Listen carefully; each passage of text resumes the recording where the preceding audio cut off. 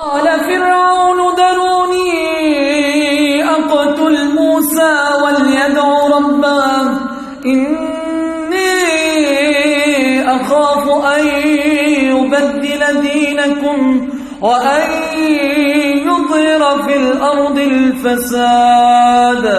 وقال موسى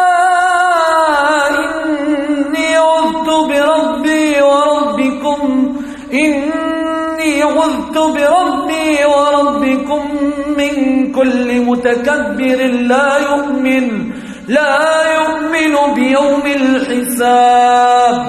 وقال رجل مؤمن من آل فرعون يكتم إيمانه أتقتلون رجلا أن يقول ربي الله وقد جاءكم